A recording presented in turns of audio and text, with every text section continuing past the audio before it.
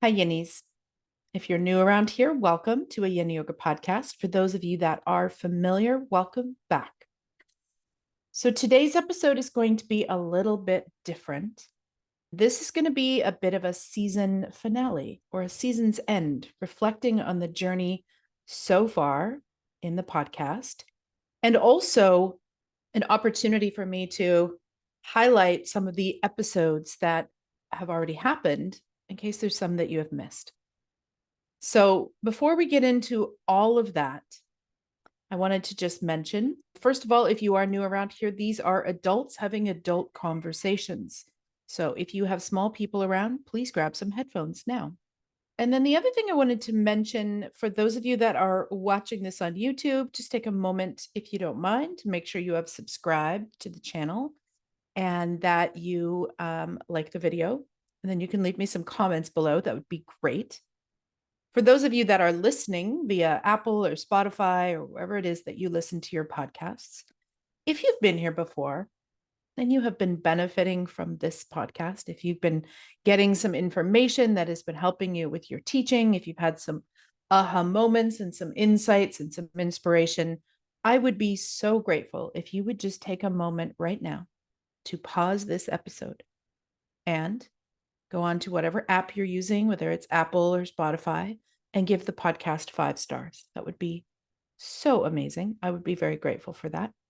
On Apple, you also have the option to give a written review. So if there's an episode in particular that stood out to you or anything that you'd love to let me know about, I would love a written review as well. These small things, which take you less than 3 minutes, actually make a big difference in the podcast. This, at the time of this recording, and also when this comes out live, we are brand spanking new. We are at this point less than 1 year old. It's true. So it's still a baby podcast, and one of the ways that Apple or Spotify or whomever realizes that the podcast is important to people is by reviews and subscriptions. So make sure that you are following or subscribed, and if you wouldn't mind taking a few minutes to give me 5 stars and or a written review, I would be super grateful for that. Okay, let's get into today's episode. Just before I get right into the sort of season wrap up and some of the insights and the behind the scenes of the podcast, I do just want to mention that if you are watching or listening to this live, then registration for my 60+ hour training will be open. Now, if you are listening to this in the future, so if you're listening to this when it comes out, June 28th, 2024, if you are listening to this in the future, you can still get yourself on the wait list if registration is not open for the next round of my Yin training. But if you're listening to this live, registration is open. Those that are on the wait list have been notified and sign up is happening. I wanted to give you a little bit of info about the training itself. For those of you that are pondering it and have considering it, et cetera, et cetera. So at the time of this recording, my training is a 60+ hour training. 60+ because you get about 60 hours with me, and then there are assignments as well. And I'll talk more about those in a moment. So this is an overview of my training. I'm going to do this fairly quickly because you can click the link in the show notes to learn more about my training, my experience, et cetera, and full details on the training as far as dates, times, all that. But I just want to give a bit of an overview. Okay, so at this point, it is a 60+ hour therapeutic training. You will get 60 hours with me. And then there are homework assignments, which is why it's a 60+ hour. So all told, it's probably going to be more like, by the time you do assignments, probably 75 to 80 hour training.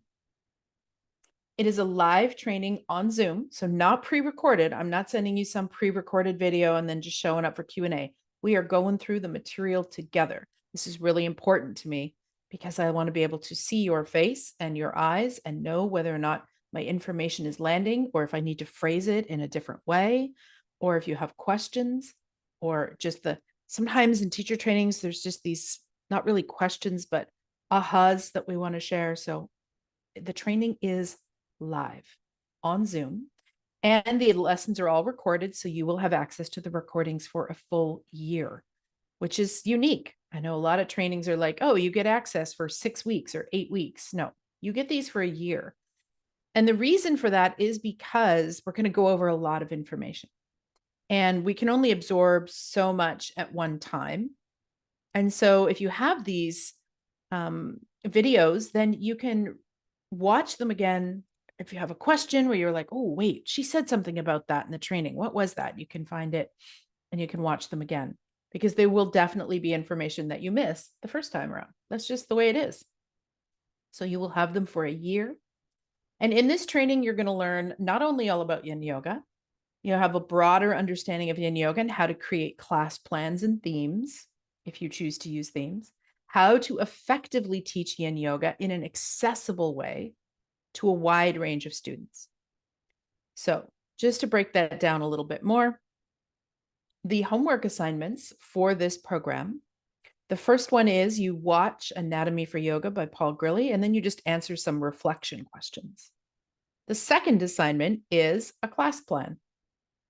And we go into, of course, the details of what I'm looking for in the training. So then there's a class plan. And then the final assignment is actually 5 class plans based on the 5 elements. And so one of the reasons that I do homework in general is because I want to know that you understand the information. I also want you to be able to know what isn't clear yet, so what you might need to review. And I want to give you something practical that you can actually use. So when you graduate, you will have your homework assignments, which is 6 lesson plans that you can just start with and start teaching with right away. So we will learn how to do these class plans and themes.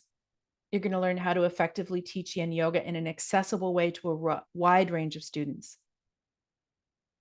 One of my gifts is that I am a bit of a props queen or props ninja, depending on who you talk to.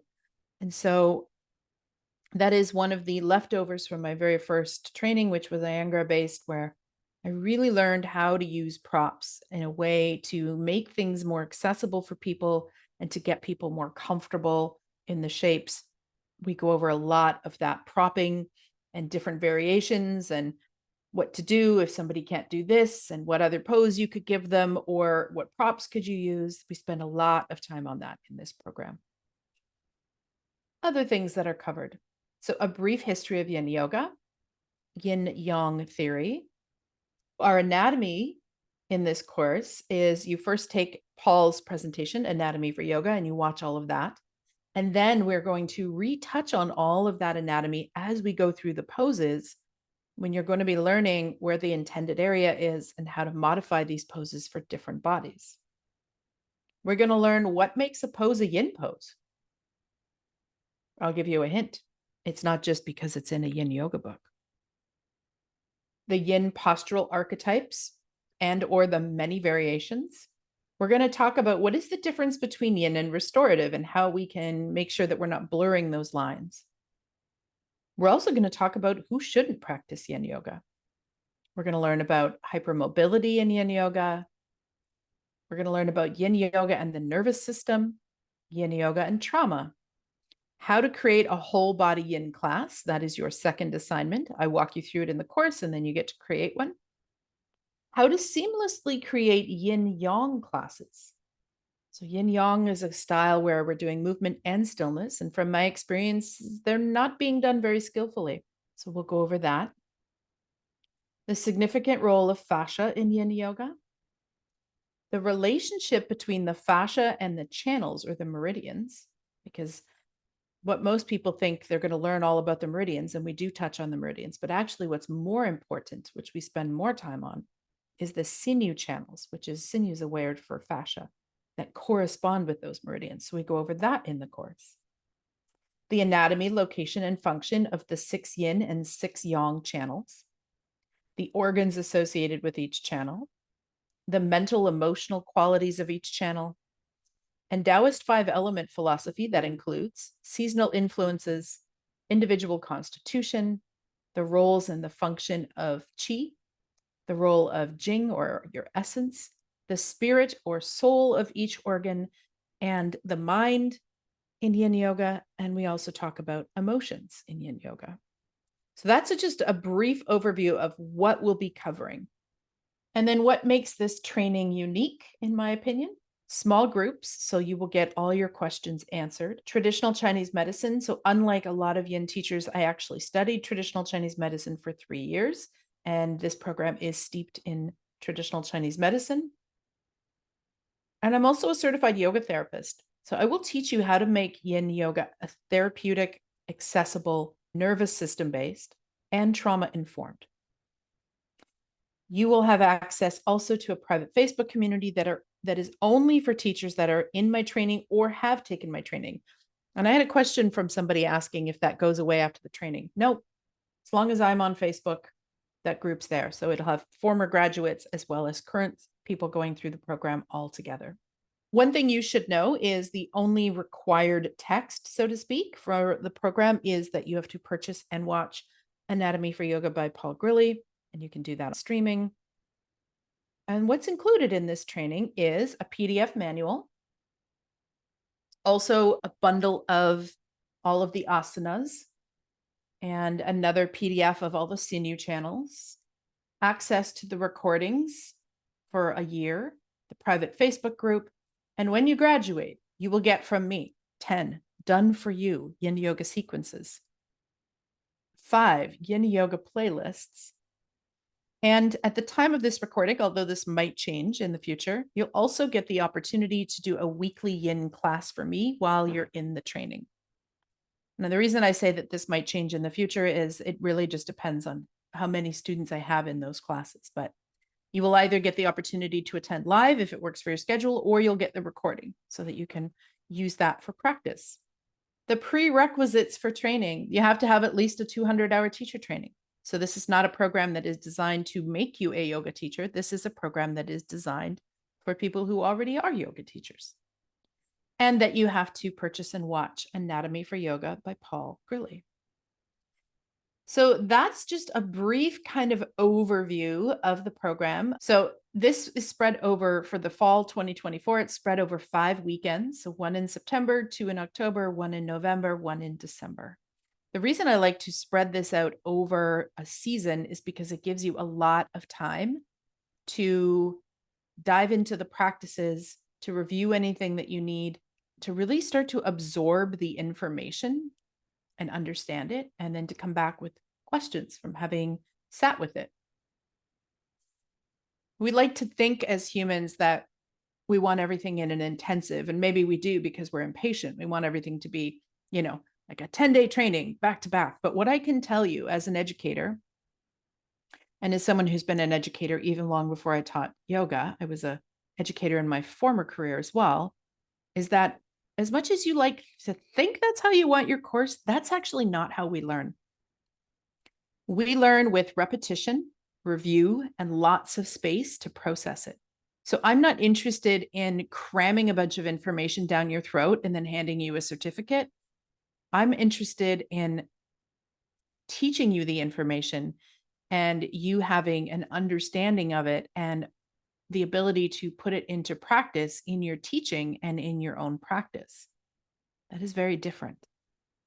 So that's why I have it spread out over 5 weekends. So again, I won't give the exact dates, but there's a weekend in September, there's 2 weekends in October, there's a weekend in November, and there is a weekend in December.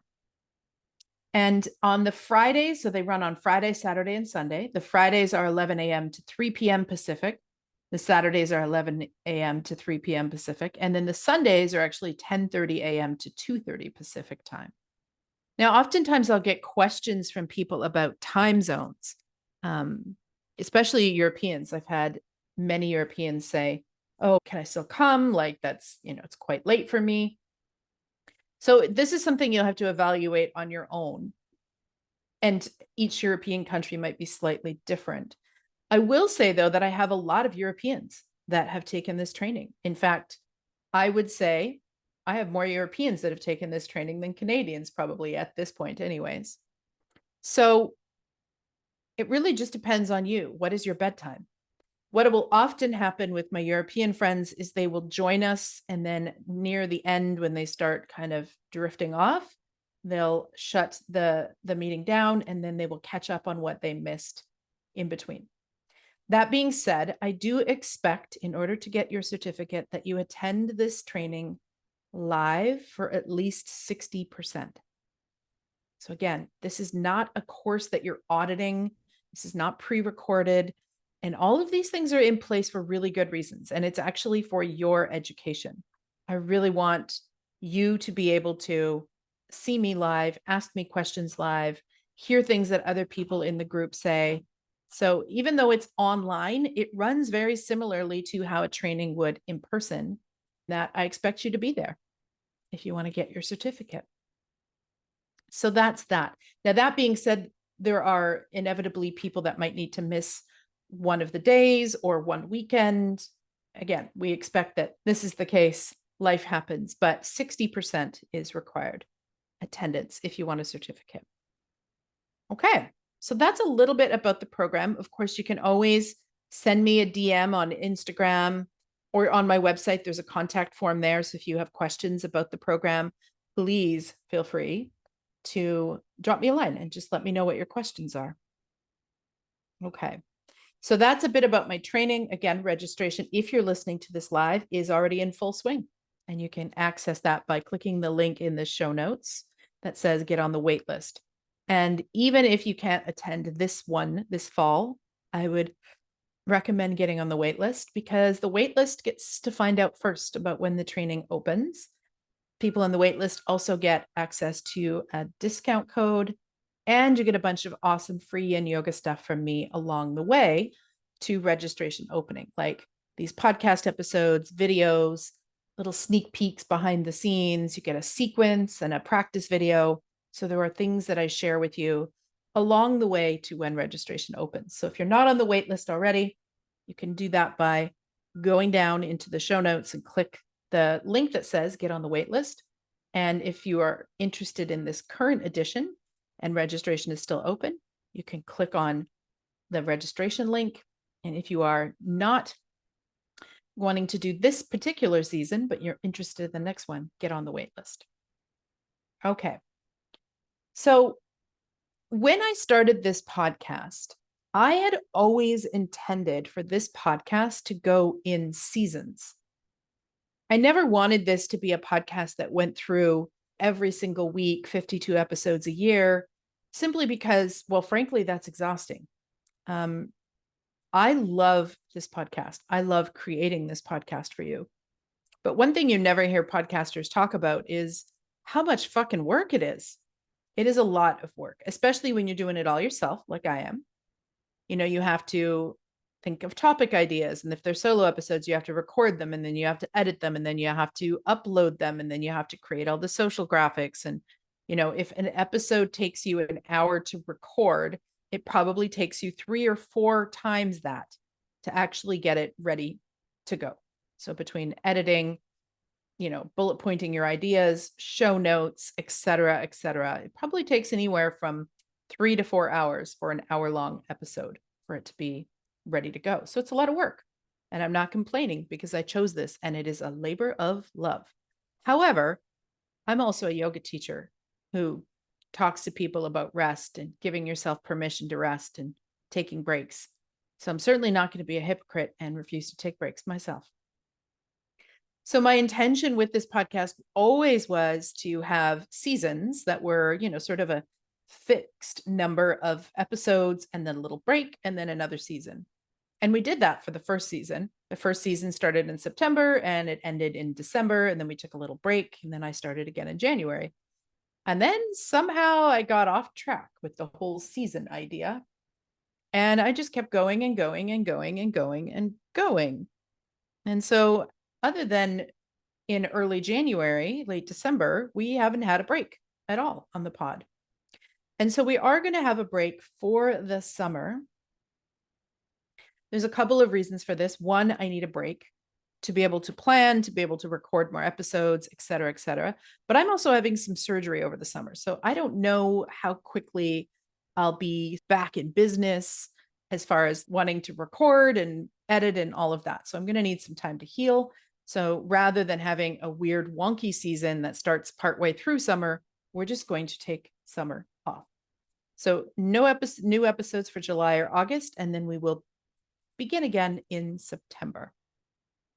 For those of you that are thinking, oh no, but I love this podcast every week, I will bet you that there are some episodes that you have not listened to. So I wanted to highlight those. I wanted to just do a bit of a review of season 1 and season 2, let you know what episodes you may have missed. And this is all on a Google Doc that I will link to in the show notes, so that at a glance, without having to scroll through your app on your phone, you'll be able to see each of the episodes and the title. It's just like literally the episode season number and the episode number and the title, and then a link. So you'll be able to scroll through there and then find any of the ones that you have missed. So season 1, first we had the pilot, which I'm not going to call episode 1 because it's a pilot. And that was kind of just a very brief introduction on what you can expect from the podcast. And then real episode 1, season 1, was Meet Your Host. So this is where you get to hear, it's a longer episode about my journey, not only to yoga, but yin yoga, to then training teachers in yin yoga, et cetera, kind of from my first ever yoga class until now. And then there's also some personal nuggets in there as well for anyone who wants to get to know me better. Season 1, episode 2 is What is Yin Yoga? Believe it or not, that sounds like an incredibly simple thing. Like, well, duh, of course we know what yin yoga is, or we wouldn't be listening to this podcast. But you would be surprised how many people confuse yin with things like restorative, or they don't treat their yin yoga really like yin. It's actually got some of their other movement stuff in it. So what is yin yoga? That is season 1, episode 2. Season 1, episode 3, what is yin yang? So one of the reasons that a lot of these questions come up about yin yoga is because people don't have a good, solid understanding of yin yang theory. So we go over that in that episode. Season 1, episode 4 is, and if you have not heard this, my friends, you are missing out, an interview with my teacher, Paul Grilly, otherwise known as Mr. Yin Yoga. So Paul Grilly is the guy who kind of codified yin yoga and is responsible largely for what it is today. So it's a full interview with him. Episode 5 in season 1 is, do you need a yin yoga training to teach yin? The answer is yes, but you can listen to that to find out why. Episode 6 is, what is therapeutic yin yoga? So you may have already heard me say, I teach a 60+ hour therapeutic yin training, that I'm a yoga therapist. So what is the difference between therapeutic yin and yin? So we go over that in that episode. Episode 7 is called Yin Yoga is Totally Hardcore. And that's a brief episode, a really good one on just kind of this idea that yin yoga is, air quotes, easy. Then in episode 8, we were joined by my dear friend, Addie D. Helster, and she talked about mindfulness and yin yoga. What actually is mindfulness? Many people don't know. It's a word we toss around, but what the heck is it even? And then also how we can use mindfulness in our yin yoga classes and in our yin yoga practice. Season 1, episode 9, the mind in yin yoga. This is such a good episode because this one and the next one are things that I hear about constantly in Facebook groups when teachers have questions. Because many of us know that the mind actually is the challenge in a yin yoga practice. It's not so much the physical asanas per se, it's what the heck do I do with my mind? So I give you lots of tips on not only for your own practice, but also how you can guide your students and how to hold space for them when their mind is going crazy, and what tips and tricks you can give yourself and them to work with their mind in this practice. So great episode. If you ever get at the front of the room and you're hesitant to be quiet because you see everyone's kind of a little squirmy, you need to listen to episode 9, the mind in Yin Yoga. And you also need to listen to episode 10, the emotions in Yin Yoga. I split those into 2 episodes because it's a lot to talk about. So what emotions can come up in yoga? What do we do when emotions come up in yoga, in Yin Yoga, et cetera, et cetera. So episode 9 is the mind and episode 10 is emotions in Yin Yoga. Episode 11 in season 1 was, should you use music in your Yin Yoga classes? Not going to say more on that. Tune in to find out what my thoughts are on that. It's probably not what you think.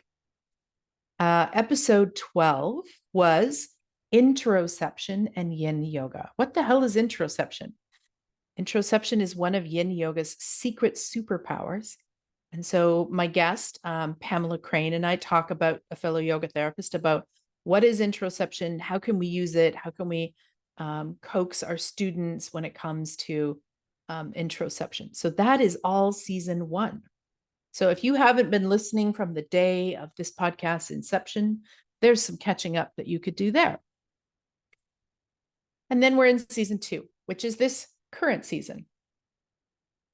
Technically, episode 1 of season 2 is a little bonus episode that I did called You Are Wintering, where I talk about the season of winter and also New Year's resolutions and whether or not you should set those and why and all of that. So it looks at winter from sort of a bit more of a Taoist TCM lens. You Are Wintering is season 2, episode 1. Then we dove into Yin Yoga versus restorative in season 2, episode 2, Yin Yoga versus restorative. What is the difference? Very few teachers can answer that question. And if you are teaching Yin Yoga, you need to be able to answer that question, because your studio owners, your students are going to be confused on this, and they're also going to have that question. So can you clearly say, this is what Yin is, this is what restorative is? And if not, you might want to check that episode out. Episode 3 in season 2, what is advanced Yin?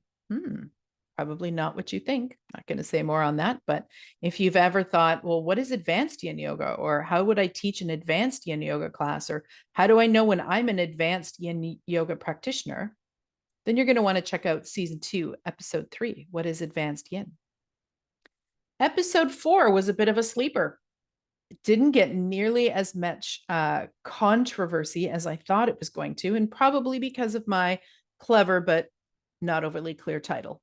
So episode 4 is called No Alignment Rules. You Will Not Be Assimilated.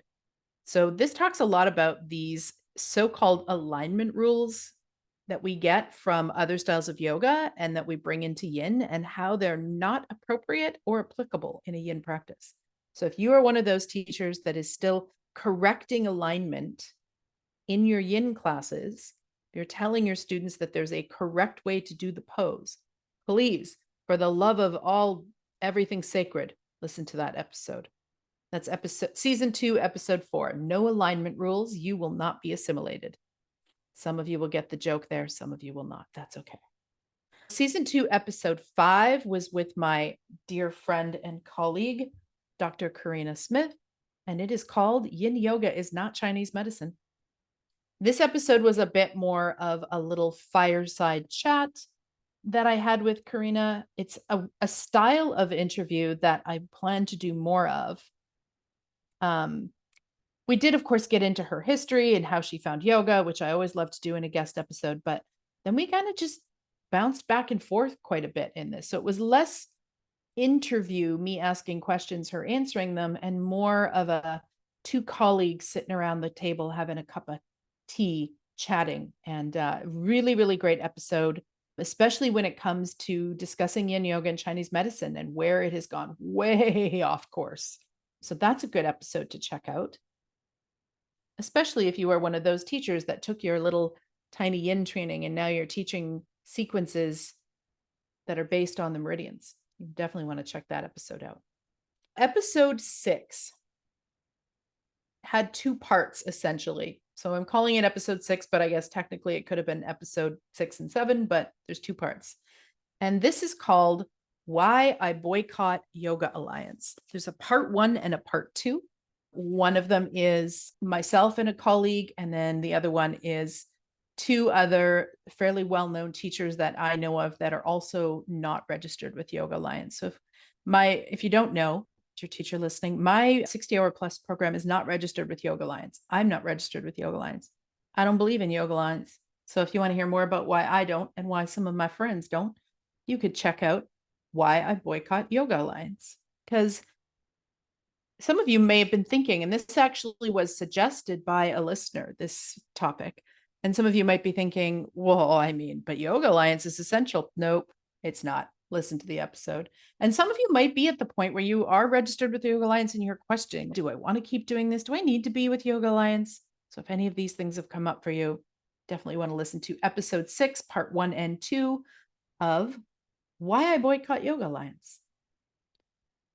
Season 2, episode 7 is called Dear Yin Yoga Teacher, Please Shut Up. And this is where I talk about talking and how much talking there is in Yin, how that most teachers, especially if they're newer to these quieter practices, do way too much talking, why you're doing all that talking, because you're probably not even conscious about why you're doing it, and how much talking is important and how much talking is not important. And then what the hell do we do when we sit at the front of the room and we're feeling awkward and we feel that need to just keep talking? How do we stop that? So all of that is in episode 7. Dear Yin Yoga Teacher, Please Shut Up. Season 2, episode 8. Should you theme your Yin Yoga classes? Maybe, maybe not. Talk about the pros and cons of themes and whether or not they're even necessary. So if you are always feeling pressured to theme your classes, you may want to listen to that episode. If you are obsessed with theming your classes, you may also want to listen to that episode. Season 2, episode 9 is sequencing in Yin Yoga. Another listener request. Confusion about sequencing. I know when I first graduated my very first teacher training program, sequencing was one of the most challenging things for me to figure out. It took me hours and hours and hours of watching yoga. At the time, they were DVDs. There was very little online at the time for yoga, not even on YouTube, believe it or not. So I was watching stuff and I was writing down the sequence and trying to figure it out and practicing it with my body and then tweaking it and adjusting it and adding my own things into it. And it took me, I can't even tell you the amount of hours I spent learning how to sequence. And sequencing in Yin, I would argue, is actually a little different than it is in your more movement-based forms of yoga. So if you're like, say what? You could listen to that. So that's episode 9, season 2, episode 9, sequencing in Yin Yoga. Episode 10. So season 2, episode 10, hypermobility in Yin Yoga with Dr. Libby Hensley. And you should definitely check this one out. There's a lot of things that yoga teachers say about being hypermobile. I'm doing air quotes for those of you listening, because they have very little understanding of what that word actually means. So you're probably not really using the correct definition of hypermobile. And then for those of you who do really know what hypermobility is, and you do have students that are truly hypermobile, like legitimately hypermobile, which is a medical condition, by the way, then what would we want to keep in mind for those students? Should they be doing it or not? Or could they come and we do other things with them? What do we do with that situation? So season 2, episode 10, hypermobility in Yin Yoga with Dr. Libby Hensley. Fantastic episode. Episode 11 is another one of my favorites. Now, I know I shouldn't play favorites, but I have a few favorites with guest episodes, and this is one of them. How to Hold Brave Space with Grace Tempany. Dear teacher, if you ever sit at the front of the room and you struggle with your emotional regulation and how to deal with the students' emotions and what comes up in a Yin room, because stuff can come up, if you are ever feeling unsure, ungrounded, vulnerable, or not knowing what to do at the front of the room, especially if you're not talking, please listen to this episode. Grace has a brilliant answer to the question of how do we hold brave space. So I won't say more about that. Again, this one was a little more fireside chatty. We do, of course, go into Grace's history and how she got from my first yoga class ever to where she is now and what she's up to now. But we also, it is again a bit more of a fireside chat, a bit more back and forth. I think you will love that episode. Episode 12. So season 2, episode 12, pre and postnatal with and Yin Yoga with Claire Newman. Should pregnant women be doing Yin Yoga? What about after having a baby? Should they be doing Yin Yoga? And if so, what do we modify? All of this and more is covered in this episode. Okay. Season 2, episode 13 is called Honoring the Rebound. This is a solo episode where I talk about the little space we give between poses, which my teacher Paul calls the rebound. I actually call it the resonance or the linger of the pose, and why it should be an essential part of a yin practice. So many teachers, especially if they don't have yin training or if they aren't trained, they weren't trained by a teacher who was trained by Paul Grilly, leave this out as some sort of, time waster. You just like go right from one pose to the next, and why this is such an essential part of the yin practice, and how, in my opinion, and some of my colleagues' opinions, you actually can't call it a yin class if you're not honoring the rebound. So that, again, is episode 13 of season 2. Episode 14 of season 2. Are you practicing yin yoga with your yang attitude? So back to yin yang theory. That's a really good one to listen to in addition to this. But oftentimes I find with my students and or with teachers that they're actually not really practicing yin yoga in a yin-like way. They're being pushy and too assertive. They're competing, they're striving, they're efforting, et cetera, et cetera. And if that is you, or if that's your students and you're like, oh, I don't know what to do when my students do that, then definitely you want to listen to this episode. Especially great episode to listen to for those of you that are perhaps vinyasa teachers and don't have yin training yet, or only have a small amount of yin training, or yin isn't part of your regular practice, then this will definitely be an episode for you. So that was episode 14. Are you practicing yin yoga with your yang attitude? Then season 2, episode 15, trauma, the nervous system, and yin yoga with my guest, Alyssa Stephenson. Alyssa Stephenson she calls herself the trauma alchemist, which I think is so beautiful. And she has a really great way of explaining not only the nervous system and how it works, but also trauma and polyvagal theory. And so really just a wonderful guest to kind of give us this overview of yin and of trauma, the nervous system, and then how that could affect a yin practice, or what we might want to keep in mind as yin teachers. So great episode. And the first in kind of a little 3-part mini series within this season on trauma. So that's the beginning one, trauma, the nervous system, and yin yoga with Alyssa Stephenson. That's episode 15. And then in episode 16, I interviewed Nicole Marcia. And the topic for that one is yin yoga trauma sensitive? The answer might surprise you. And Nicole was who I took my trauma training through in my yoga therapy program. So she's a wonderful source of information. Not only will you learn what actually is trauma sensitive, what is the difference between trauma sensitive and trauma informed, but you'll also learn some tips that you can use in your classes to make your yin classes more trauma informed. So that's a great episode. And that was episode 16, the middle in our trauma sandwich of episodes. And then episode 17 was an interview with my originally student, then colleague and friend, now named Janice Eisman. And this is called Unearthing Trauma, Yin Yoga for Release and Resilience, where Janice actually shares her story from not knowing that she had trauma to unearthing her trauma and using yin yoga as a vital part of how she is working on healing her trauma and building that resilience. Really fascinating story and a great one to listen to if you've ever heard something like Yin Yoga can't be trauma informed. And then in episode 18, so season 2, episode 18 is called Hands Off. Should we offer hands-on assists in yoga classes? This one got quite the comment thread going in a Facebook group when I posted it. You can listen to that one. If you automatically had a yes or a no answer, you may want to listen to this and explore it. Because as always in Yin, the answer is never as simple as black and white. Episode 19, is Yin Yoga for beginners? This episode was inspired by a comment I saw in a thread on a Facebook group where one of the teachers said that Yin Yoga wasn't suitable for beginners. And I was like, say what?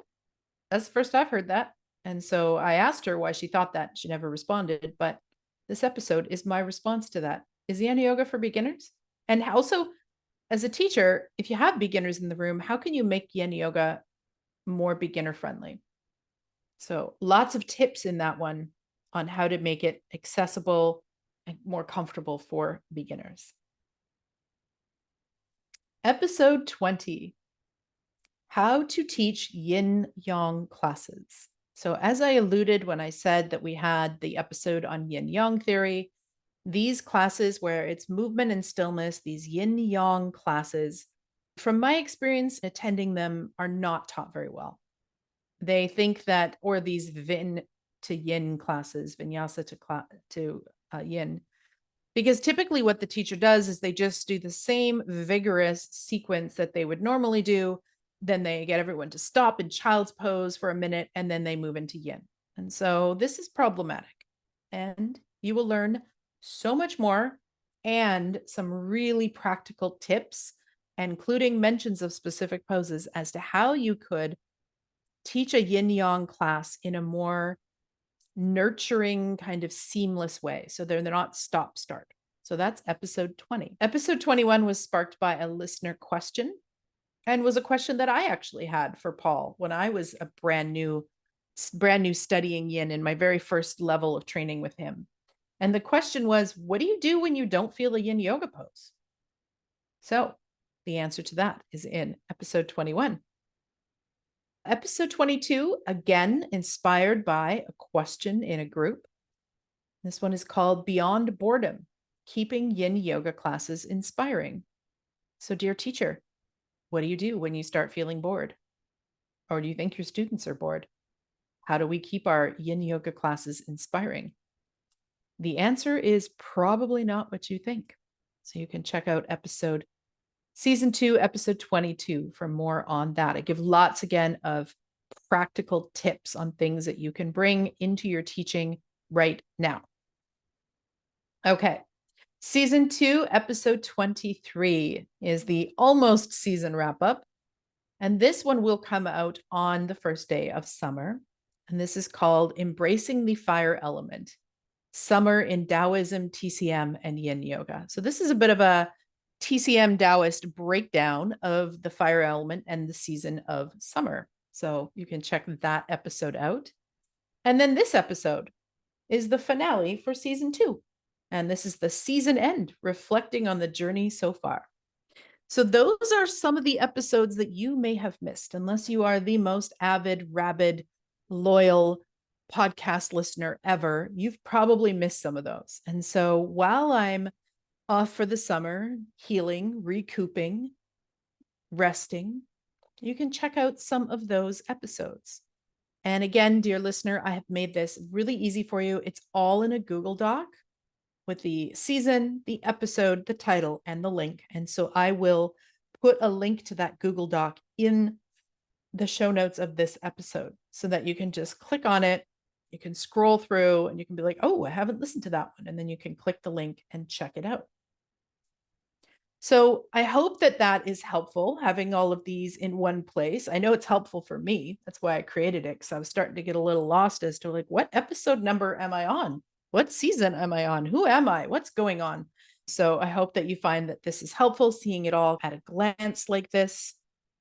And I will see you in September for season 3. And again, if you are interested in my training, just click the link below that says get on the wait list. You can either sign up for this current fall 2024 round, or you can sign up for the wait list if you are not ready yet, but you want to do one in the future. You'll get all kinds of lovely little yin yoga nuggets and gifts from me until the registration opens. For those of you that are return listeners, if you have already left me a review, if you have already followed and subscribed, would you mind screenshotting an episode and sharing it on Instagram? And if you do, make sure that you tag me at Yin Yoga Podcast or at Nick Danu Yoga so that I can share the love. Or you could just forward it to a friend. Something that warmed my heart, and I won't say names just for privacy's sake, but a teacher and colleague that I did my yoga therapy training with reached out to me and told me in an email that at the studio that she teaches at, there's a little notebook where teachers can leave little notes to each other, whether it's the light in the bathroom isn't working or whatever, just little notes about logistics. And that somebody had written in their little inter-office memo notebook in big letters, Yin Yoga Podcast with Nick Danu. So she was recommending that everybody check it out. So thank you to whomever that was that wrote that. And so if you've been finding the podcast helpful, please share it with your yoga teacher friends. I always say that a rising tide lifts all ships. The reason I created this podcast was to help teachers. I'm sure there's the odd person listening who's not a teacher, but for the most part, I wanted this to be an educational resource for you as a yin yoga teacher. So please share it with people who you know that either teach yin yoga or that are considering training in yin so that they can benefit from all of this content as well. Okay, friends, have a beautiful summer for those of you in the Northern Hemisphere. For those of you not in the Northern Hemisphere, stay cozy. And I will see you again in September. You'll hear from me then.